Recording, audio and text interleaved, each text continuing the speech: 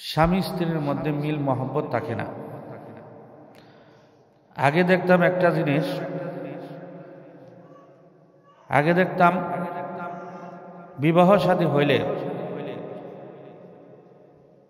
বাবায় খবর নিত বাড়িতে জমি জমা আছে কিনা,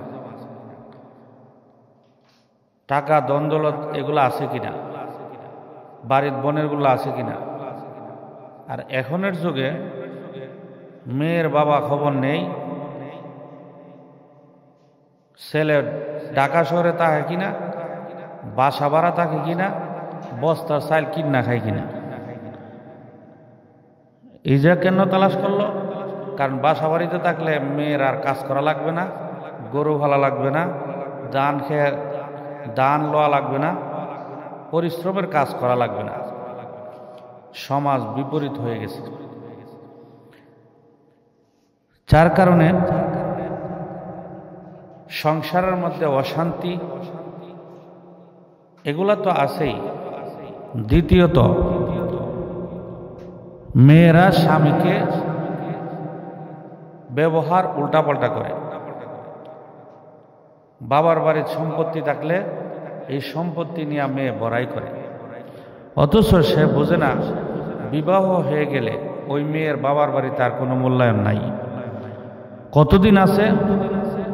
যতদিন বাবার বাড়ি দিতে পারবে ততদিন মূল্যায়ন আছে, নতবা থাকে না। এই বিষয়টা বুঝে কারা?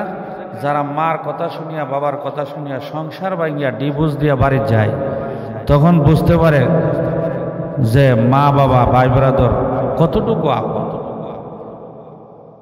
যে সময় করা দরকার করে না, পরবর্তীতে চেষ্টা করে ওই স্বামীর সাথে আসার জন্য, কিন্তু আর সংসার ভেঙে গেলে আর জোড়া লাগে না। তো এই জন্য সংসার ঠিক রাখতে হবে। বিবাহ হয়ে গেলে একটা মেয়ের জন্য তার স্বামীর বাড়ি হইল আপন। স্বামীর বাড়ির সব কিছুকে আপন করে নিতে হবে। বাপের বাড়ি আপন থাকলে থাকুক, না থাকলে নাই, দেখার বিষয় নয়। থাকলেও বলা, না থাকলেও বলা। বাপের বাড়িতে মা বাবা দেখশন করবেন নিজের ভাইকে। এই জন্য এই বিষয়টা অনেক সংসারে মহিলারা না বোঝার কারণে সংসার ভেঙে যায়। আজকে পৃথিবীতে 80% সংসার ভেঙে যাচ্ছে শুধু ডিভোর্স নারীরা দেয়। পুরুষে দেওয়া লাগে না, নারীরাই দিয়ে দেয়। আর বেশিরভাগ নারীরাই মা বাবার বাড়ি দিয়া অহংকার করিয়া সংসারটা ভাঙে।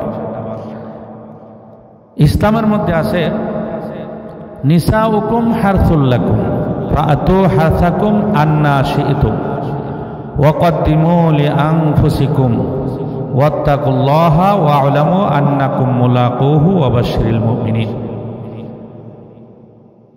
স্বামী স্ত্রী উভয়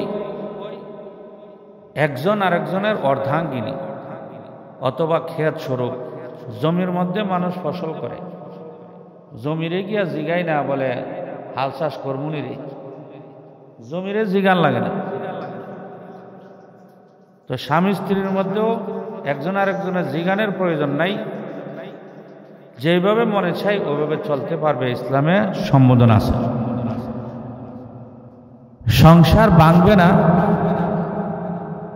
কি কারণে ভাঙবে না, এই জিনিসগুলো আমাকে বুঝতে হবে। এক নম্বর, স্বামীর সাথে যা কথাবার্তা হয়, স্ত্রী যদি তার বান্ধবী আপনজনদের কাছে না বলে, ওই সংসার জীবনেও ভাঙবে না। কিন্তু এখন এই স্বামীর সাথে, ঘরের সাথে, শ্বশুরের সাথে কি হয়েছে সব কিছু বাবার বাড়ির খবর যায়। যার কারণে বাবা মার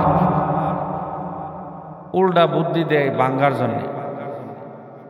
স্বামীর দিকেও খেয়াল রাখতে হবে, স্ত্রীর সাথে ঝগড়াঝাটি যাই হোক বাহিরে বলা যাবে না। এক। দ্বিতীয়ত, স্ত্রী এবং স্বামী ঝগড়া হইলে একজন চুপ থাকতে হবে। যখন স্বামী রাগ হয়ে গেছে স্ত্রী চুপ থাকতে হবে, স্ত্রী রাগ হইলে স্বামীর চুপ থাকতে হবে। কিছুক্ষণ পরে উভয়ের রাগ ভেঙে যাবে। রাগ ওঠার সময় সবাইকে একতরফা চুপ থাকতে হবে, আর একজন বললে বলুক, ধৈর্যদান করে শুনতে হবে। নম্বর 3, রাগ করে বেশিক্ষণ থাকা যাবে না। যতক্ষণ রাগ করে থাকবে আবার অল্প সময়ের ভিতরে রাগ ভেঙে ফেলতে হবে। এটা ইসলামের নিয়ম। যদি না ভাঙে তাহলে শয়তান আসর করবে, শয়তানে বিভিন্ন কুমন্ত্রণা দিয়া সংসার ভাঙার চেষ্টা করবে। নম্বর 4, বাজার সদাই, খাবার দাবার, কাপড় চোপড় সবকিছুর স্বামী যা পড়ে স্ত্রীকে তা পরাইতে হবে। স্বামী যা খায় স্ত্রীকে খাওয়াইতে হবে। স্ত্রীও উভয় সমান সমান পর্যায়ে চলতে হবে। এইভাবে যদি ধৈর্যদান করে চলে তাহলে কোনো সংসারে অশান্তি হতে পারে না, কোনো সংসার ভেঙে যাবে না। আজকে ডিভোর্সের কারণে স্বামী একদিকে স্ত্রী আরেকদিকে, মধ্যে দিয়া সন্তানাদি যারা আছে, বহু সন্তানাদি মা বাপ ছাড়া,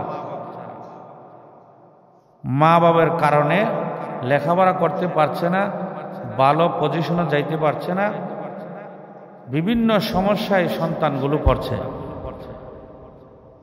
সবাইকে ওই দিকটা খেয়াল রাখি সংসার আগায় নিতে হবে।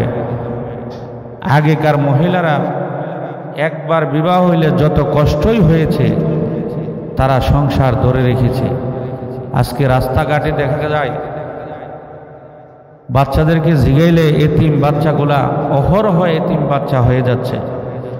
মা বাবার কারণে মা বাবা এক এক দিকে সংসার ভেঙে চলে গেছে, সন্তানগুলা পথে পড়ে গেছে।